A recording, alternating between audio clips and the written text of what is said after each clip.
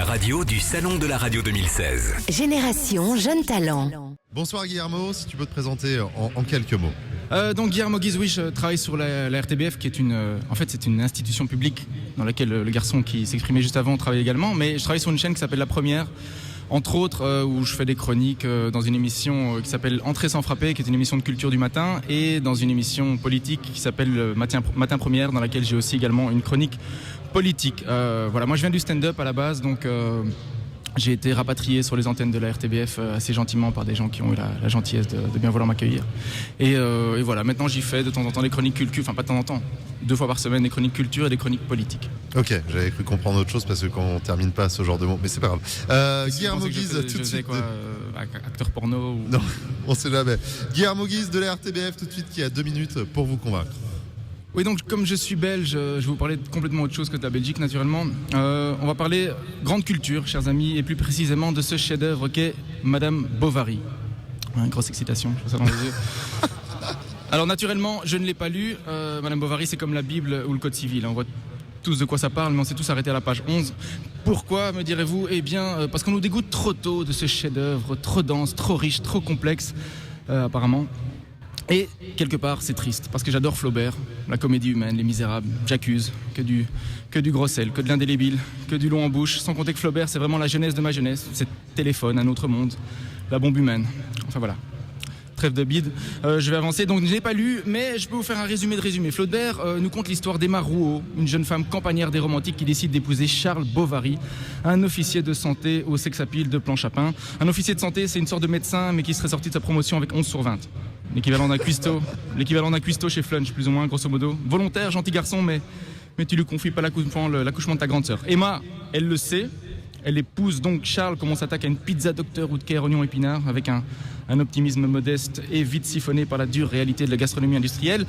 Une fois mariée, Emma s'ennuie. Elle lui dit chevalerie, il répond vasectomie. Elle lui dit usure, il répond suture, éraflure, boursouflure. Ça te plombe une Saint-Valentin, naturellement. Alors Emma va se laisser aimer par d'autres, qui Rodolphe, qui Léon, que du romanesque à basse température. Admettez que j'ai un amant, il s'appelle Léon. Ça manque un chouïa de mystère. Mais Emma n'en a cure, elle a soif d'ailleurs. Emma prend tout.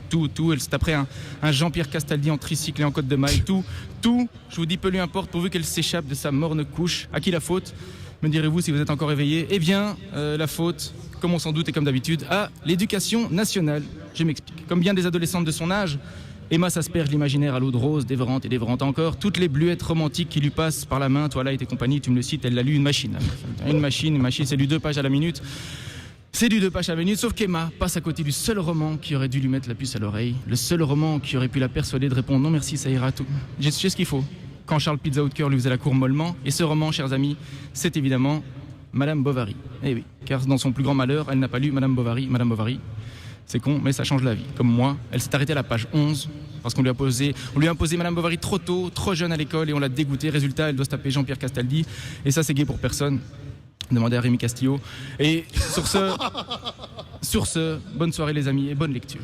Rémi, on a de sacrées révélations sur ta vie privée ce soir. Je vois que nos candidats belges sont chocs ce soir, ça c'est bien. Tu vas pouvoir rejoindre le jury et Rémi, et je vous rappelle qu'on est en direct sur la radio du Salon de la Radio et vous nous retrouvez sur le www.salondelaradio.com et toujours le hashtag Salon Radio pour réagir sur Twitter et pour parler de cette finale des jeunes talents. Il arrive, il vient nous rejoindre. Va falloir qu'on parle tous les deux.